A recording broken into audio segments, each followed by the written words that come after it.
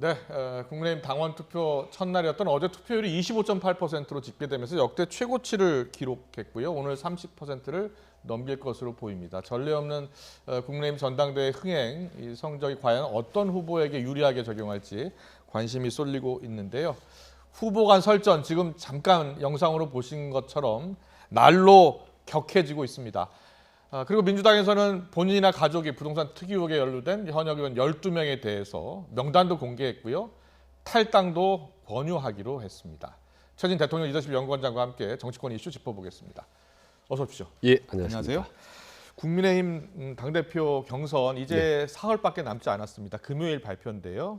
투표율이 상당히 높아요.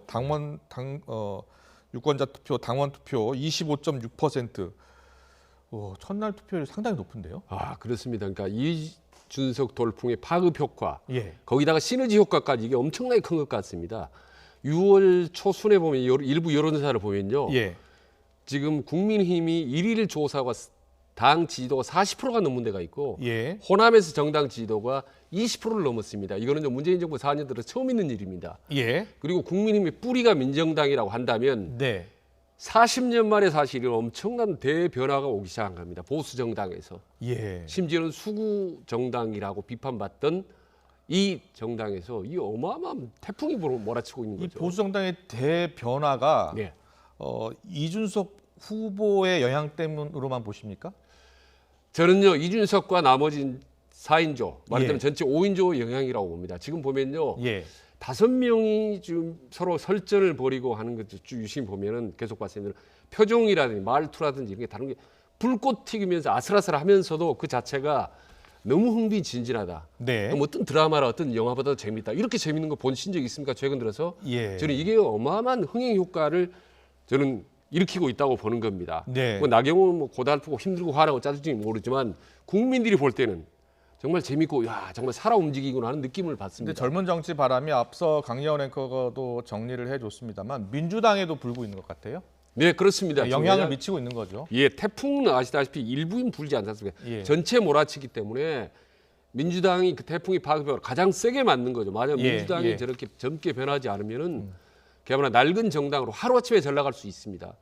지금 뭐 민주당 국민힘 같은 경우는 지금 아시다시피 그동안 오랫동안 꼰대라는 이미지에서 지금 광대라는 의미로 탈바꿈해서 지금 막 몸부림치고 있지 않습니까? 꼰대에서 광대로. 광대로. 요즘 시대에 맞는데 북치고 나발면서 대중들과 함께 어울리는 광대. 이게 시대 흐름이거든요. 근데 반대로 이제 그동안 민주당은 광대로서 국민들과 함께 어울리고 연전연석을 해왔는데 최근 들어서 이제 꼰대 이미지를 팍팍 비치고 있기 때문에 이거 변하지 않으면 아주 민주당이 어려워질 수 있습니다. 알겠습니다. 앞서 국민의힘 전당대회 이 설전을 좀 영상으로 구성해서 전해드렸는데 좀 더 자세히 한번 들어보겠습니다. 어떤 이야기들이 오고 가고 있는지 주요 발언 듣고 다시 오겠습니다.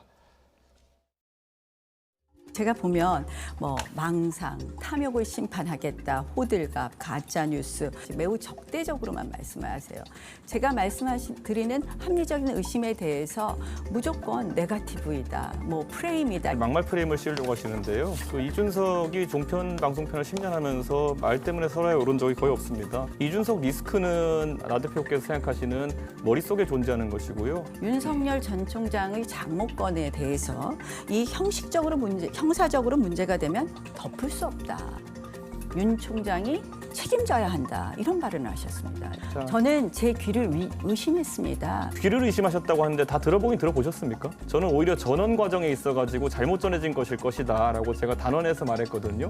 그게 그렇게 해석하기 어려우셔가지고 자꾸 곡해해가지고 표현하시는 겁니까? 아니, 그 내용을 한번 쭉 읽어보시고 그다음에 기사가 어떻게 나왔는지 봐보십시오. 그러니까 우리가 정치에 언론 개혁하시려고 합니까? 기사 탓을 왜 하십니까? 민주당과 대선을 치르는 과정 중에서 이런 식으로 곡해해가지고 예를 들어 전투에 돌입하신다면은 지금까지 그러셨던 것처럼 프레임 전쟁에서 100점 100패 하실 것이다 이렇게 판단하고요. 자, 지금 여론조사상으로는 1, 2위 후보인데요. 자, 이준석 후보와 나경원 후보의 설전이 연일 계속되고 있고 막말 논란에 상대를 좀 감정적으로 건드리는 부분도 나오고 있습니다. 거침없는 하이킥이라는 드라마 제목이 있지 않습니까? 지금 이준석 후보 보면 그야말로 거침없이 강하고 아주 직설적인 표현을 쓰는 것 같아요. 네. 아까도 표현했지만 뭐 망상, 탐욕이라든지 말이죠.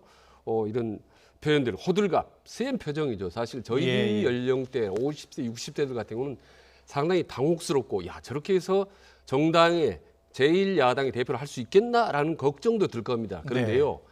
저기 요즘 20, 30대 화법입니다. 저도 20, 30대 자식들이 있고 제가 예, 예. 학생들 가르치다 보면 근데 그래서 저 20, 30대 화법이 불안하다. 예.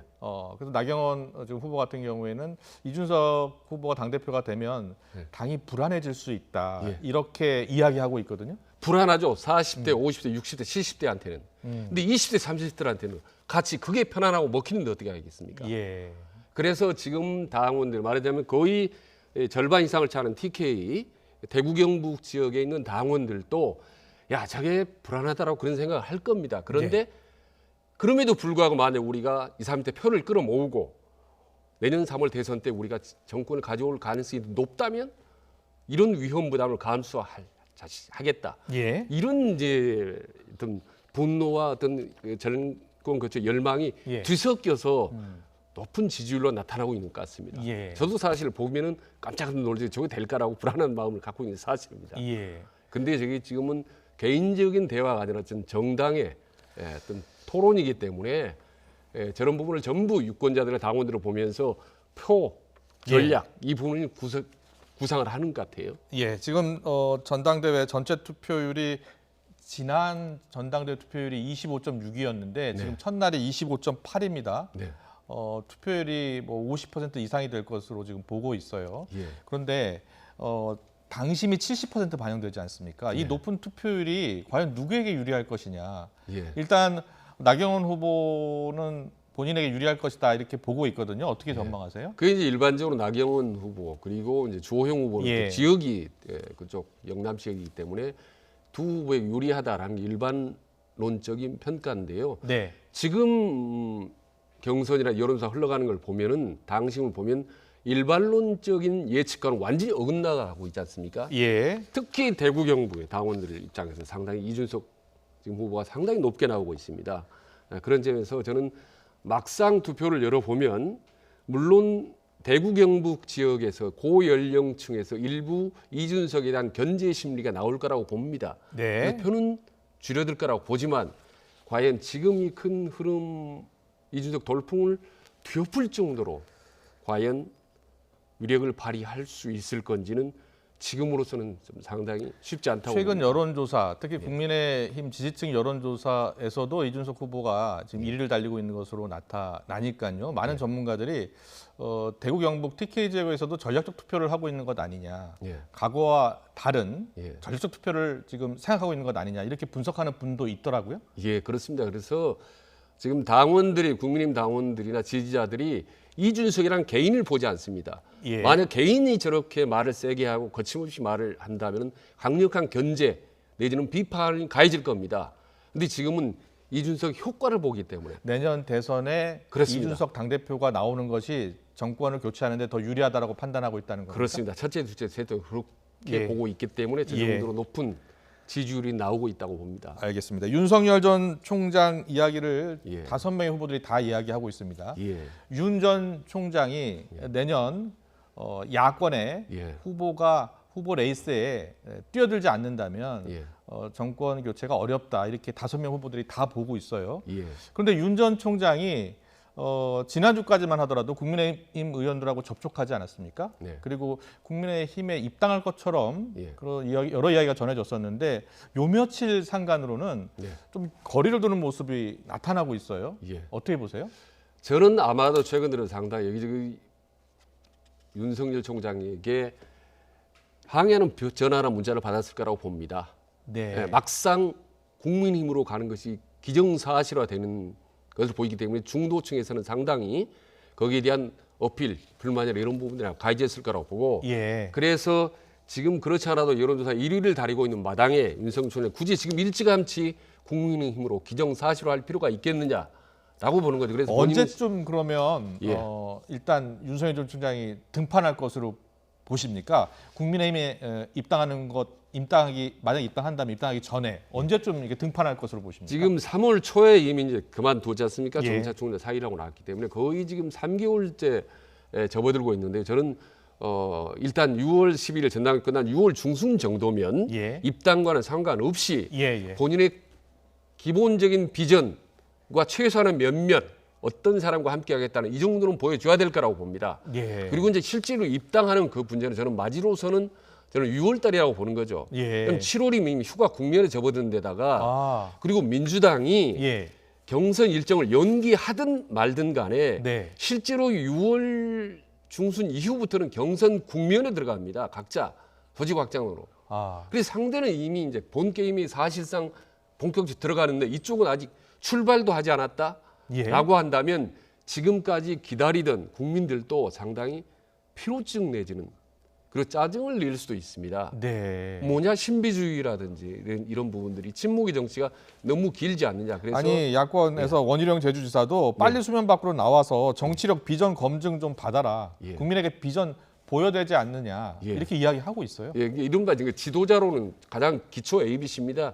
일찌감치 본인이 어떤 식으로 하겠고 나는 이런 사람이라는 것을 국민들에게 보여주어서 예. 평가를 받아야 되는 게 리더십 기본이죠. 예. 근데 아직 보이지 않기 때문에 사실 정치인이든 국민들이 이제 답답하게 되는 거고 이 시간이 이제 길어지는 거죠. 그래서 6월 중순에 입당을 하지 않더라도 네. 최소한도 입당 여부와 상관없이 6월 중순쯤이면 비전이라든지 어떤 사람과 함께 하는 정도는 국민들에게 보여주는 것이 네. 저는 기본적인 예의고 그 시점이라고 저는 봅니다. 예. 자, 민주당 상황으로 좀 넘어가겠습니다. 예. 민주당 같은 경우에는 좀 경선이요. 예. 이제 예비 경선 하기 위해서는 후보 등록이 있을 것이고요. 이번 달 원래 중순쯤인가요? 20일까지 하게 돼 있더라고요. 예, 그렇습니다. 예. 그리고 9월 한 초중반까지 뽑아야 되고요. 그런데 네. 지금 연기론 계속 나오잖아요. 예. 어떻게 될 것 같습니까? 경선 연기론. 그러니까 한 11월쯤 뽑아야 되는 것 아니냐. 뭐 이런 이야기가 나오고 있어요. 다시 나오고 있는 겁니다. 그러니까 방금 말씀드린 예정대로 하면 6월 20일까지 후보 등록을 마쳐야 되고 9월 10일까지는 후보가 확정해야 9월 됩니다. 10일이군요. 그러면, 예. 그러면 경선을 해야 되는 건 7월 8월입니다. 한창 덥게 휴가청 간 도중에 그렇군요. 예. 이때 국민들의 이목을 끌 수 있을까라고 사실 물리적으로는 쉽지 않습니다. 그래서 연기론이 일견 저는 일리는 있다고 봅니다. 그 주장이 저는 예. 개인적으로 예. 다만 지금 이재명 경기도지사가 반대하고 있는데 압도적으로 1위 후보를 달리고 있지 않습니까? 예. 근데 1위 후보 의견은 무시하고 나머지 후보가 합정해서 일방적으로 밀어붙인다. 그건 사실 쉽지도 않을 뿐더러 그렇게 해서도 안 된다고 봅니다. 그래서 송영길 대표가 나서서 이재명 측과 나머지 연기하자는 쪽과 긴밀한 여러 가지 설득과 절충 과정을 거쳐야 된다고 봅니다. 지금 최문순 지사가 경선 연기론을 예. 공식화했고요. 예. 그리고 보니까 정세균 전 총리 그리고 이낙연 전 대표 측도 예. 지금 경선을 연기하는 것이 낫지 않겠느냐라는 그런 의견들을 내놓고 있습니다. 잠깐 듣고 오겠습니다. 예. 우선 당은 당규에 보면 이제 경선에 관한 규정이 있습니다. 그런데 그것은 이제 절대 불변의 것은 아니고 저희 민주당의 입장에서는 정권 재창출이 가장 중요한 과제다 이렇게 생각을 하고 있고요. 이 대선 주자들뿐만 아니라 당에 책임 있는 당원 동지들도 모두 그 점에 대해서 깊이 고민을 하고 있고 당은 당규에 따라서 경선의 시기나 방법 등에 대해서 진지하게 논의를 해야 될 시점이 됐다. 슈퍼스타 K 방식이라든지 뭐 이 트롯 미스터 트롯이나 뭐 이런 방식들 있지 않습니까? 네. 이 리그전 또는 토너먼트를 통해서 이 역동성을 높이고 그리고 국민들에게 흥미를 유발할 수 있는 그런 시스템이 빨리 도입이 돼야 되고 그런 이 시스템이 도입되기 위해서 필요하다면 경선의 시기도 저는 조정할 수 있다 이렇게 보고 있는 겁니다. 네, 당내에서 여러 의견들이 있어 왔는데 이제 수면 위로 올라오고 있습니다. 근데 이재명 지사 측은 지금 반대하고 있고요. 예. 이재명 지사 같은 경우에 가끔 여론조사 지금 1위를 달리고 있는데 여권 내에서 예. 이재명 지사가 반대한다면 연기하기 어려운 거 아닙니까? 한판 승부가 좀 불가피하다고 충돌이 보세요. 불가피할 충돌이 것으로. 불가피하다고. 예. 지금 이재명 경기도지사를 제외하고 나머지 모든 후보들이 사실 경선 연기를 주장한다고 해도 과언이 아닙니다. 네, 지금 뭐 현재 수준으로 봤을 땐 지지율이 상대적으로 큰 차이로 지고 있으니까. 예, 그리고 이제 언론에 나와서 이렇게 부드럽게 말씀하시는 이상으로 실제로는 예. 다른 후보들이 훨씬 더 강도 높게 연기를 주장합니다. 그렇군요. 아주 세. 그리고 어떤 후보들은 예. 연기가 될 걸로 기정사실화하고 있는 후보 진영도 꽤 있고요. 그렇습니까? 예, 다섯 개 많은 그 정도입니다. 예. 그렇기 때문에 양측이 충돌이 불가피하고 예. 이 과정에서 이제 송영길 대표의 역할이 아주 중요하죠. 그렇군요. 예. 다행히 송영길 대표가 이재명 지사하고 좀 가깝기 때문에 오히려 더 절충의 여지가 생길 수도 있는 거죠. 설득을 한다면. 예, 예를 들면 지난번에 말씀드렸다시피 뭐 한 달 정도로 약간 미룬다든지 두 달을 미뤄야 되지 않습니까? 지금 예를 들어 한다면 거기서 중간적으로 절충을 한다든지 해야 되는 건데 예. 이재명 지사가 압도적인 1위를 달리고 있는데 굳이 본인이 연기하려고 하지 않겠습니까? 어느 후보도 그러지 않겠습니까? 예. 예, 상당히 지금 딜레마 하나를 지금 안고 있는 거죠. 네. 거기다가 지금 국민의힘은 엄청난 흥행 효과를 보고 있기 때문에 모든 국민들의 이목이 거기 집중돼 있는데 지금 뭐 6월 말부터 본격적으로 경선에 들어간다고 해서 국민들이 뭐 얼마나 관심을 갖겠습니까? 민주당에게. 네. 그래서 민주당으로서는 고민일 겁니다. 예. 이래저래. 알겠습니다. 이런 가운데 양정철 전 민주연구원장 예. 뭐 한 언론 인터뷰에서 민주당의 쓴소리를 내놨습니다. 민주당에 절박함이 없다. 재집권에 비관적 요소가 많다. 이런 쓴소리를 하면서 지적을 하고 있는데요. 네. 자, 어떤 배경이 있을까요? 저는 상당히 좀 현실을 직시한 것 같습니다. 제대로 본 것 같고요. 예. 자, 양정철이 흔히 이제 언론에서는 뭐 문재인 대통령 복심이라고 하는데 그런 양정철이 문재인 대통령과 아무런 교감 없이 혼인이 유력 일간지하고 인터뷰를 했을까라는 생각이 듭니다. 예. 그런 점에서 현실 직시를 했지만 다분히 전략적 의도도 담겨 있다고 봅니다. 지금 국민은 저렇게 흥행 효과를 크게 보고 있는데 우리 민주당 이렇게 하면 되겠는가라고 네. 해서 민주당 의원들을 향해서 자, 분발합시다. 우리도 변합시다라는 강력한 변화의 메시지라고 봅니다. 네. 지금 메시지 던질 사람 없지 않습니까, 사실. 네. 송영길 대표도 그렇고 MMO하고 대통령도 MMO하고 그래서 양정철 의원이 청와대의 어떤 심중을 대신해서 메시지를 던진 게 아닌가. 다만 지금 능숙한 아마추어라는 표현이 저는 상당히 좀 눈에 들어오는데 저는 상당히 좀 감정이 담겨 있는 것 같아요. 저 말이 겉만 번지를 하고 폼 잡는데 실제로는 실력이 없는 사람. 이런 게 능숙한 아마추어 아니겠습니까? 청와대 내각 참모진 다 프로가 없다. 지금 이렇게 지적하고 있는 거예요. 네, 그러니까 대통령은 뭔가 열심히 잘하고 능력이 예. 있는데 그 주변에 있는 몇몇 측근들이 실력도 없이 말이죠. 엉뚱한 방향으로 이끌어 간다라는 내용이 인터뷰 내용이 보면 담겨 있더라고요. 그러니까 예. 대통령 주변에 있는 사람에 대한 강한 불만도 좀 표출한 것 같고 앞으로 이러기 때문에 이 양정철이가 아무튼 대선 과정에서 뭔가 역할을 마지막으로 제대로 한번 해보고 싶다라는 또 그런 뉘앙스도 담겨 있기도 합니다. 예. 앞서 민주당 대선 후보 경선 연기와 관련해서 연기 논란 관련해서 송영길 대표의 역할이 상당히 중요하다 이렇게 이야기하셨잖아요. 그런데 어제 권익위에서 부동산 투기 의혹 조사 민주당 의원들 전수조사에서 12명의 의혹 있는 민주당 의원들 12명의 명단을 오늘 발표를 했고요. 네. 그리고 탈당을 권유하기로 했습니다. 상당히 신속한 조치거든요. 예. 이번 조치에 대해서는 어떻게 평가하세요? 저는 뭐 깜짝 놀랐습니다. 예. 아마 보통 사람도 놀랐을 겁니다. 예. 저 정도로까지 고강도의 처방을 내놓을 줄은 몰랐을 거라고 봅니다. 왜냐하면 지금 12고비처럼 지금 송영길 대표가 몇 가지 고비를 넘으면 첫 번째가 이제 장관 3명 네. 그렇게 할 때도 이제 본인 의견을 제해서 한 명을 이제 한 명 낙마했죠. 예. 조국책 냈을 때도 두 번째는 이제 사과를 했는데 이번에는 상당히 큰 결단을 좀 내린 것 같아요. 네. 12명 전체에 대해서 일단 탈당을 권유를 했지 않습니까? 예.